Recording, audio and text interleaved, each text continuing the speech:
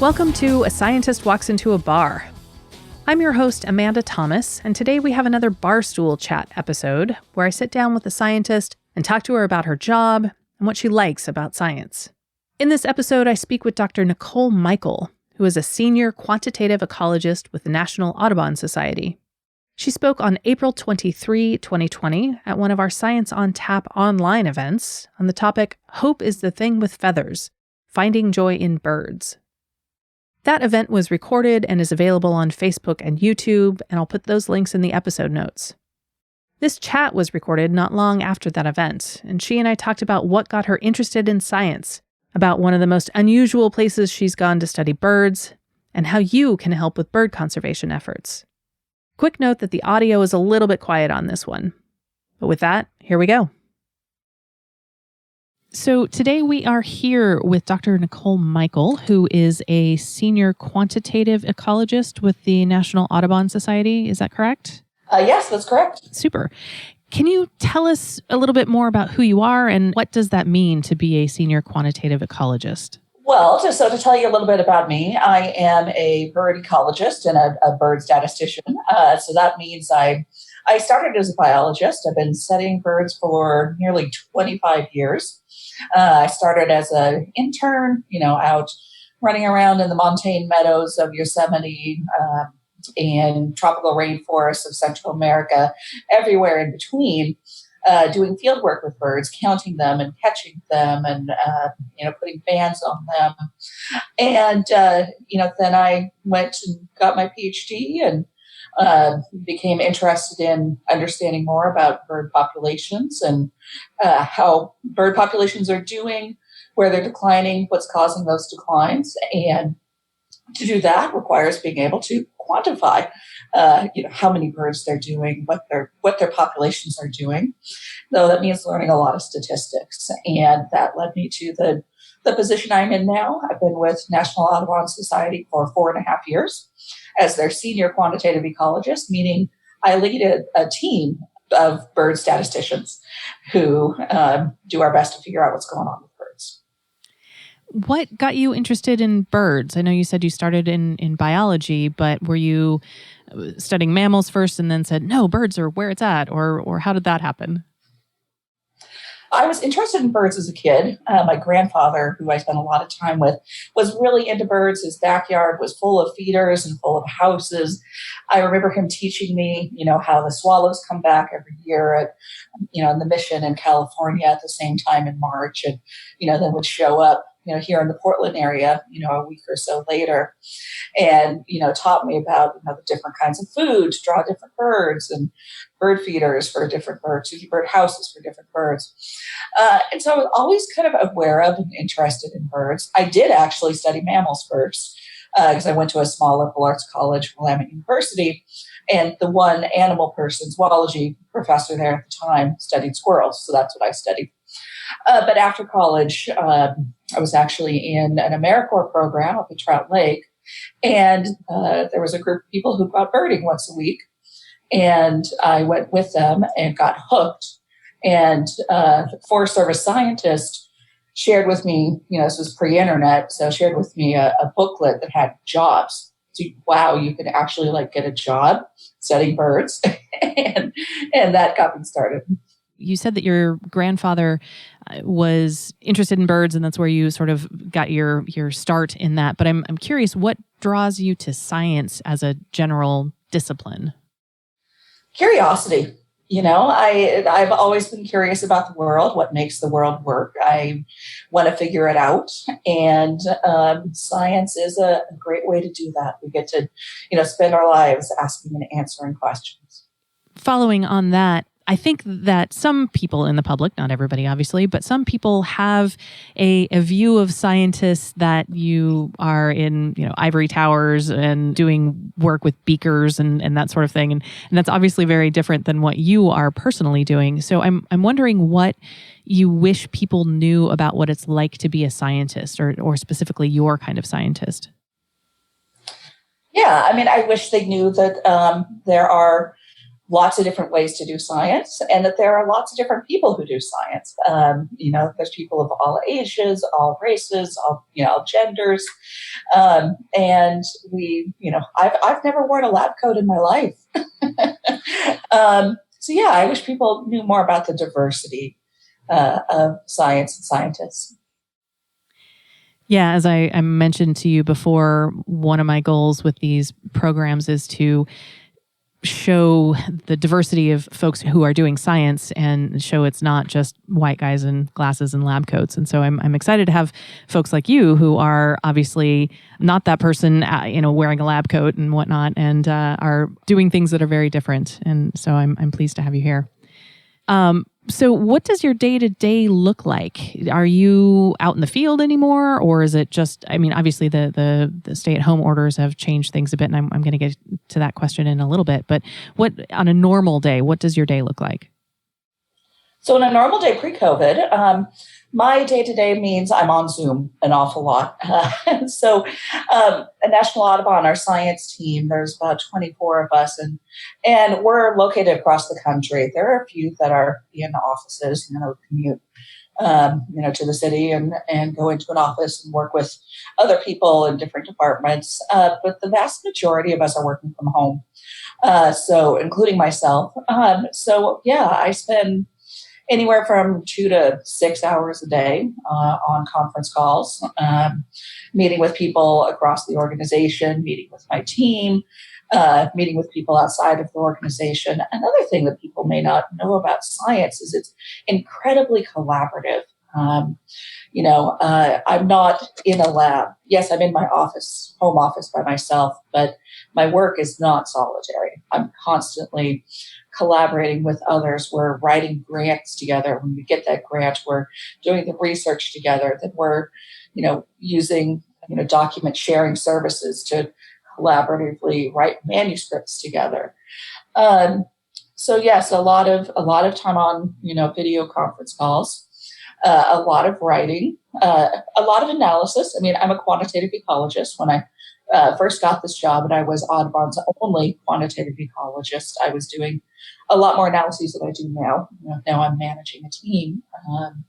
And so I have more management responsibilities. And then when travel was a thing, I was traveling at least a couple times a month because, as great as Zoom is, there's nothing like in-person meetings for building relationships. And so I was going to build collaborations with people, to do research or to work with them to help inform planning for conservation and restoration projects or going to conferences. Fieldwork is not part of my job anymore, but I love it and I miss it. So you were an expert with Zoom prior to us all being at home, sounds like. Mostly. They're still learning some features, but yes. Yeah, we're all learning some features, right? So I'm curious, what is your team working on? Everything under the sun. So one of the big things that we work on is National Audubon Society actually has the longest running bird count in North America and one of the longest runs in the world. So the Christmas bird count has been going on 119 years now. I know we're coming up on 120. Wow. It started back in 1900. Actually, I guess we just had 120. So we have this incredible data set. Methods have changed over time, so we actually typically only go back to 1966, which is when a comparable breeding bird survey, literally called the Breeding Bird Survey, started in 1966. And the methods are similar enough that we analyze them the same way. Can you describe what the Christmas bird survey is? I don't know what that is. Yeah, so with the Christmas bird count, really interesting history with it. Back in late 1800s, early 1900s, there was a Christmas tradition known as the side hunt. And so all the men would, wake up Christmas morning and grab their guns and grab their dogs and, go out and shoot as many birds as they could find. And we were already seeing, declines and losses of birds like the passenger pigeon, which used to be the most abundant bird in North America. And so, conservationists at the time said, hey, instead of, going out and shooting birds, let's go out and count birds. Let's go out and, look at them and record them. And that led to the Christmas bird count, which has been going on ever since. And so there are thousands, I think 3,000 Christmas bird count circles that operate every year. It's run in a 3-week period, starting in late December and running into early January. And you go out and people gather together and count birds within a 15-kilometer radius circle. And, these are designated circles that are ideally run every year. Here in Portland, we have several of them. There's one centered in Portland. There's one in the Gorge. There's one centered up in the Ridgefield Wildlife Refuge in Vancouver. And so, sometimes hundreds of people will go out and participate in these counts. That's fascinating. I was not aware that was a thing. How would somebody get involved with that or with a community science program? Yeah, that's a great question. So Audubon, you can go to audubon.org and, we have information about the CBC, including information about how to get involved. And so you can find your local Christmas bird count. As I said, there's one, centered in Portland. It's run and coordinated by Portland Audubon. And, so you can reach out. The contact person will be listed there and you can ask to be involved. And you don't have to be an expert birder. Everybody is welcome on this, and so there are leaders for each. We divide the circle into quadrants. There are leaders for each quadrant who are expert birders, but everybody is welcome to join. Interesting. I might have to do that. I guess that's several months away from, and hopefully we'll be allowed out of our houses by that time. Hope so. We'll be making the decision of what to do about the Christmas bird count in October. So stay tuned. Are there any programs that people can do from their homes right now? Yes. So something you can do from your home right now is literally just watch the birds in your yard while you're out on your walk in your local park, wherever you're doing your socially distanced outdoor activity. And you can enter it in eBird. So eBird, I mentioned it a few times in my talk. It is a massive database. It has over 500 million observations of birds. And anybody can go in and enter a checklist. So you can do this through an app on your phone. If you're old school, record it on paper, then enter it on the computer later, whatever you prefer. And just, record how long you spent watching the birds. If you were walking, the distance that you walked, or driving, the distance that you drove. And enter that online, and then it's available for scientists like us to use. And what kind of thing do scientists do with that information? All kinds of things. So I work with eBird data a lot. One of the big things that we use it for is prioritizations. So, when we're trying to decide, where should we, do work to preserve birds? So, we'll look at the species is declining. Okay, we need to, set aside some good habitat for them. And, maybe we need to do some restoration of some marginal habitat. But, we have limited resources, of course. So we want to be able to, use our funds and our time in a way that is most efficient. And so we develop these prioritizations to identify, the most important areas for birds. And these are largely done using eBird data. Similarly, a lot of the migration work that I talked about and showed at the end of my talk the other night, we're using eBird data for a lot of that. It's informed what are called STEM models, spatio-temporal exploratory models. And these show where the birds are week by week. Highlights areas where there are more or less individuals of a species. And we can use these weekly models to infer migratory pathways, migratory routes, and to identify, most important areas. So, yeah, we use eBird data all the time. That sounds then like it's a real concrete way for your average person to contribute to science. Absolutely. Yeah, no, it's a great way for anybody, to contribute through community science. That's really great. I'm going to have to download that app on my phone. This sounds like fun.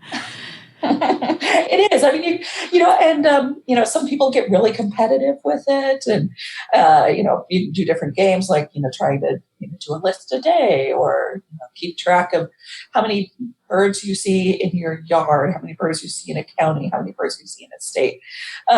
It's both fun and useful. That sounds ideal. I'm curious, how have the stay-at-home orders changed your work? Obviously, you work from home and are on Zoom a lot, or you were anyway. But is that changing the field work that's happening by some of your team members, perhaps? But is the data that you're collecting different, or anything like that? Yeah, absolutely. So fieldwork has ended. As I said, for me, myself, fieldwork is not part of my job, but colleagues at Audubon do use fieldwork. And I'm involved in a number of grants that, were going to fund fieldwork happening this summer. And so all of that has ended. Audubon, early on when, we saw this coming in early March, halted all fieldwork because it's just not worth putting people at risk and using limited healthcare resources, to go out and collect that data. That's where people like me and my team come in, because there are statistical approaches to account for, the fact that we're missing data for a year. We can fix that. So yeah, it is a disappointment. I mentioned these prioritizations. I'm working on one for the Upper Mississippi River, and so we've received 2 grants to fund data collection to help inform this understanding of where the most important areas for preserving birds, and also for doing something called adaptive management, which means you're evaluating the impact of, in this case, forest management actions on birds, and it requires collecting data on birds in parallel with, or just following, the management actions. And that has had to be postponed for a year. And a lot of other projects and stewardship. For example, I saw we had an article on our website that came out a couple weeks ago talking about how at a site down in California, we normally had beach stewards who would go out to remind people to, please stay away from where these sensitive plovers and terns are nesting. And they're not out there now. And a nest of one of these threatened species was actually run over by someone driving an OHV on the beach. So it's definitely affecting us. For me personally, I already work from home. I'm fortunate. And as I said, statistically, me and my team and my colleagues can deal with a lot of the losses, but the loss of stewardship is more concerning. That makes sense. I want to finish up with a couple of more exciting topics than quarantine issues. I'm curious, where is the most unusual place that you have done field work? You said you did field work in your early career, and I'm just curious if you've gone to far-flung places. I would say the most unusual place, this is what I always use when I play two truths and a lie, is Guantanamo Bay, Cuba. So I worked for a different bird conservation nonprofit called the Institute for Bird Populations back in the late 90s and early 2000s. And we actually had a contract from the Department of Defense and included about 3 or 4 years working at Guantanamo Bay pre-9/11. And so I actually got to go there twice, in 2000 and 2001. And it was amazing. The birds there are incredible. There's a little bird called the Cuban toady. You can look it up online. It looks like cotton candy come to life. It's just really, green and pink and blue and white. There's a bird called the great lizard cuckoo that is huge and, just doesn't care. It was amazing and the best snorkeling I've ever done in my life. Yeah, I was looking into potentially going to visit Cuba, not Guantanamo Bay, but Cuba just in general, and those plans have been put on hold. So, but yeah. It sounds like a lovely place to go. Yeah, it's incredible. my final question is, do you have a favorite bird, and what is it? So that answer usually varies depending on the day you ask me, but my go-to answer is a common raven. I absolutely love ravens. They're intelligent, they're social, they spend time in beautiful places. If I came back as a bird, I'd want to come back as a raven. Interesting. I find ravens to be fascinating as well. And we've had a couple different talks on crows, and she's touched on the differences between crows and ravens and whatnot. But that's interesting to me that is the one that you would come back as if you could, because they are relatively common here in the U.S. And but I guess that just goes to say that things that we see in our backyards every day can have a whole different life that we aren't aware of and are much more interesting than we may realize. Very true. Thank you for being here today. Thank you for listening. In these weird times, we can't hold any in-person events, and so we have no regular income. But we still want to create science education podcasts and live events, but we still have bills. So if you are able to, we would be grateful for any donations. We're working with a nonprofit partner called Make You Think, and there are 2 ways to donate. You can make a one-time donation of any amount, or you can join our Patreon with perks like pint glasses and stickers. I'll put links to both of those options in the episode notes. Special thanks to my crew who helped me produce all of our events and our podcasts, with a special thanks to Graham Tully for his sound production. Finally, thanks to Jonathan Coulton for letting us use his song Mandelbrot Set as our theme music. Badass fucking fractal, and you're just